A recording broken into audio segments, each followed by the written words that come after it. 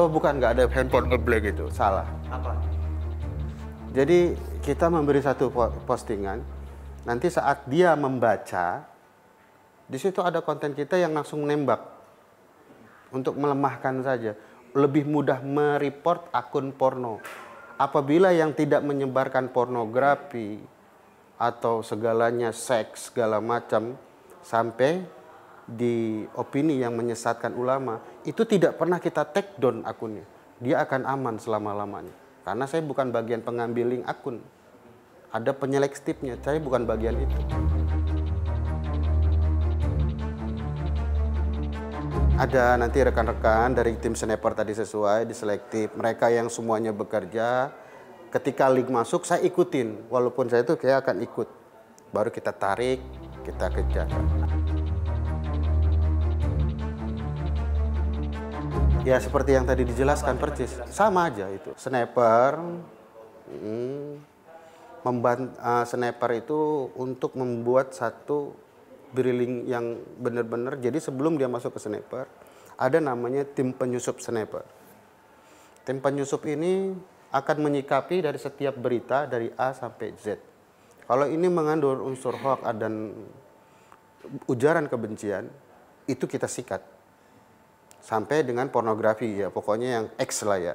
Nah tapi saya himbau sekali lagi, kalau ada rekan-rekan yang terbawa emosional dari awal beritanya itu kita baca terus-menerus, jadi peak kontrol mereka hilang kadang. Karena emosi, jadi lebih cepat jempol daripada akal. Kita tidak ada senior dan junior. Kita semua sama. Seperti kita saat sholat. Ketika kita dapat target, kita kerjakan dengan cara berjamaah. Ya cuman hanya dipasang di link, dia akan otomatis. Tanpa harus ada komando, kita kasih set jam, nanti jam sekian sampai jam sekian akan ada masuk link untuk di-report. Sudah, nanti kita tunggu link itu masuk, entah 5 atau 6 jam baru kita report bersamaan. Selesai report, kita memberikan laporan. Kita tunggu dia take down.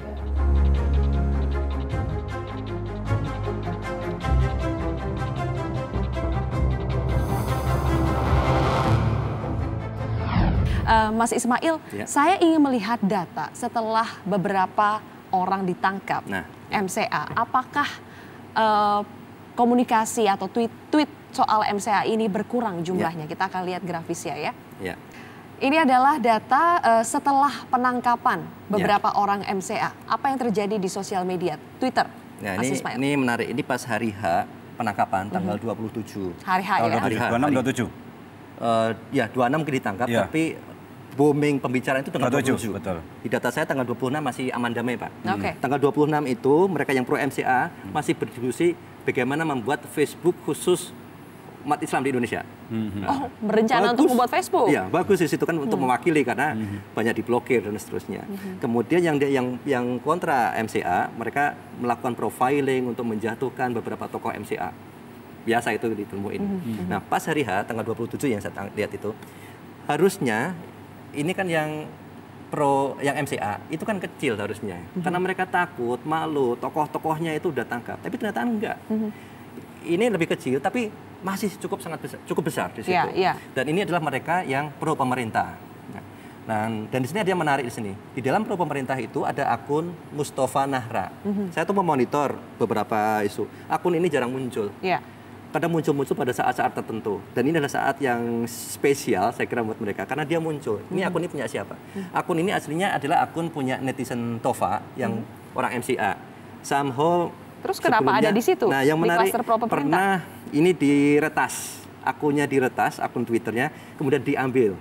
Jadi yang punya asli, dia udah nggak bisa lagi punya akses. Udah dimiliki oleh lawan misalnya. Dan itu akan dipakai kapan-kapan untuk menyerang. Nah, ini salah satu bentuk illegal access sebetulnya untuk melawan MCA. Nah, ini salah satu yang menjadi kritik dari mereka yang pro MCA. Kenapa kok kami sendiri yang diserangin terus dari 14 atau mungkin dalam 6 yang ditangkap di situ. Padahal kalau dengan argumen bahwa mereka yang melakukan illegal access, di situ udah kelihatan di depan mata dalam jaringan ini pada saat yang sama ada akun yang melakukan illegal access. Gimana tuh jawabannya? polisi. Pak Slamet. Kalau memang nanti ini dimasukkan menjadi masukan kami, bisa menjadi bahan penyelidikan dan penyidikan. Ini juga menyebarkan hoax ya, Mas Ismail Ya. yang di sini. Ya, kalau agak hoax misalnya hate speech, illegal access sudah jelas. Dia tuh udah bisa meretas email-emailnya Mustafa Nahra dan data-data yang sebelumnya, kemudian di-share ke publik. Hal yang sama kan dilakukan oleh mereka di MCA yang melakukan peretasan. Jadi seperti ada standar ganda di sini ya. Kenapa yang di sini ditangkap, ya, yang di situ ya, tidak itu yang ditangkap? menjadi proses. Saya berharap Mas Fahmi bisa memberikan data lengkap ke saya mungkin melalui saya. Nanti saya akan menyampaikan ke penyidik. Kita lihat bagaimana penyelidikan dan penyidikannya. Apakah dia melakukan perbuatan yang mengandung ujaran kebencian, bernuansa sara dan bersifat negatif. Nanti kita lihat. Baik, kita akan Saya lihat tunggu lagi. itu informasinya. Oke, Siap, Pak. ini saling harus berkoordinasi memang Iya, ya untuk saya tunggu, sama-sama ya. berperang melawan hoax Ya. dan hate speech. Kita lihat lagi grafis berikutnya. hari berikutnya. Ini hari berikutnya. Hari berikutnya tidak mungkin kecil, makin besar ya. Makin Ini besar dan bersama. 2 hari setelah ditangkap ya. Iya, 2 hari setelah ditangkap. MCA justru Makin besar dia. Mereka berkoordinasi. Bahkan di sini ada akun Rizik Syihab FPI. Dia bilang apa di situ?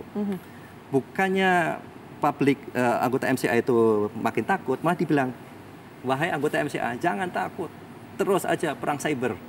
Justru tidak melemah ya, nggak malah melemah, makin melawan. kuat. Karena apa? Karena mereka merasa yang ditangkap polisi ini, mereka yang ada di tweet di sini ya, ini bukan jenis saya gitu. Saya nggak melakukan peretasan di situ. Jadi ada jenis MCA yang lain. Mungkin itu Karena yang memang menjadi. mengaku MCA. Memang dalam akun-akunnya itu memakai MCA, MCA Family. Yang info yang saya dapat, MCA itu memang ada yang baik, ada yang menyimpang. Mungkin ini personal yang menyimpang, atau memang bukan orang MCA tapi mengaku MCA bisa juga terjadi.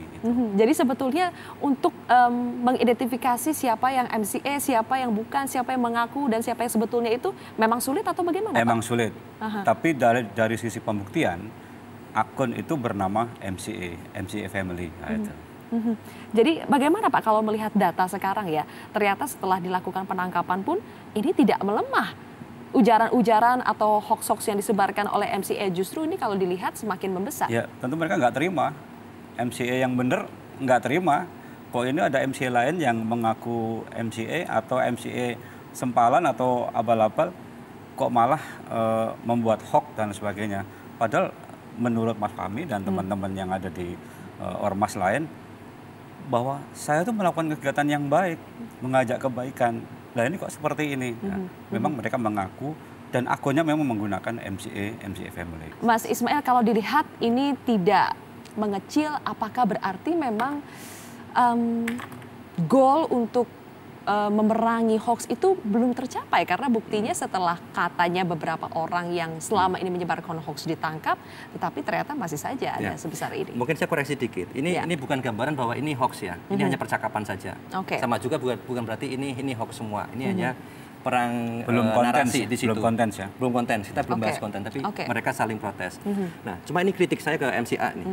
MCA itu karena nggak punya bentuk, akhirnya siapapun bisa mengaku sebagai anggota MCA. Dan sampai sekarang, kan tadi ada 6 jenis anggota MCA. Harus mereka yang di atas tadi, yang mereka yang mempromot MCA dengan bagus, saya kira dia wajib fardu ain membuat namanya MCA Forum Tabayun. MCA Clearing House, whatever namanya apa. Jadi ketika ada dibilang, misalnya nih, mereka ngakunya, mereka yang membuat hoax, katanya ini bukan dari kita, dia stempel palsu. Gitu. Ada hoax lagi yang katanya dari MCA, ini bukan dari kita, stempel palsu, itu harus dilakukan. Nah, itu saya kira yang menjadi, kalau dari masukan saya itu, dari Polri, fair, ditangkap juga di sini, paling nggak dikejar, supaya apa? Yang dari mereka yang pro MCA merasa Polri memang benar-benar tidak tebang pilih, dua-duanya dikejar. Di sini yang mereka ada melakukan peretasan itu yang dilaporkan, itu juga dikejar. Meskipun belum tangkap tapi diumumkan, ini lagi kita cari nih, gitu. Itu sudah cukup untuk memberikan gesture bahwa Polri nggak tebang pilih. Dan di sini juga sama, dia harus membuat MCA Forum Tabayun. Baik Pak, Slamet, terakhir pola seperti ini kan sangat mungkin ditiru Pak untuk nanti pelaksanaan Pilkada 2018, kemudian juga Pilpres 2019. Apa yang bisa kita lakukan Pak untuk mencegah? Iya, yang pertama adalah Polri memohon para user, para netizen bijaklah ketika menerima postingan, melihat dan mendengar postingan. Kalau memang itu bernuansa negatif, apalagi bersifat sara, ya sudah, berhenti di perangkat dia. Jangan kembali di-share. Jangan bersemangat untuk men-share. Oke, kalau terakhir dari Mas Ismail, perang cyber seperti apa yang bisa dilakukan oleh polisi atau pemerintah kita, masyarakat juga untuk mengurangi lah setidaknya ya potensi hal-hal negatif yang ada di sosial media? Ya, literasi. Kalau saya lihat di sini, saya mau bilang MCA itu merupakan aset, bisa saja bisa sebagai jadi aset. Nah, dan harus menjadi aset. Kita nggak bisa menghilangkan MCA karena itu sudah merupakan gerakan yang masif, semua orang semangat. Nah, sekarang ini campur aset dan problem. Nah, diminimalisir nih problemnya dan jadikan sebagai aset. Caranya apa? Pertama, kita mulai perangin hoax. Jadi dalam MCA itu sendiri. Ini akan menyelamatkan ratusan ribu mungkin ibu-ibu, emak-emak yang mereka nggak tahu ternyata mereka nge-share tweet dari lawan, konten dari lawan di situ. Berarti seharusnya polisi merangkul MCA yang mengaku bahwa dirinya menyebarkan kebaikan, tidak seperti yang ditangkap ini ya? Iya, nah ini MCA yang mengaku asli ini harus mau juga kerjasama kan. Oke lah, misalnya nggak kerjasama dengan polisi, tapi mereka internal sendiri harus membuat itu. Sebagai netizen ya? Sebagai netizen, sebagai netizen bertanggung jawab lah. Ya, kan mereka ada MCA value itu berdasarkan Al-Quran dan Hadis. Wujudkan di sini. Baik, terima kasih Mas Ismail dan juga Pak Slamet atas waktunya di NSI. Platform media sosial kini menjadi wadah bagi penggunanya untuk berkomunikasi, saling berbagi informasi, hingga beradu argumentasi. Siapapun pengguna media sosial dan digital selayaknya kian berhati-hati memanfaatkannya. Jangan terjebak dengan gerakan viral yang kerap menimbulkan konflik. Sudah saatnya kita mulai menyaring apa yang kita terima di dunia digital. Jangan terima mentah-mentah informasinya. Jangan pula serta-merta menyebarkannya dengan mudah. Saring yang akan Anda sharing. Saya Zilvia Iskandar bersama tim NSI undur diri. Terima kasih, sampai jumpa. Metro TV, knowledge to elevate.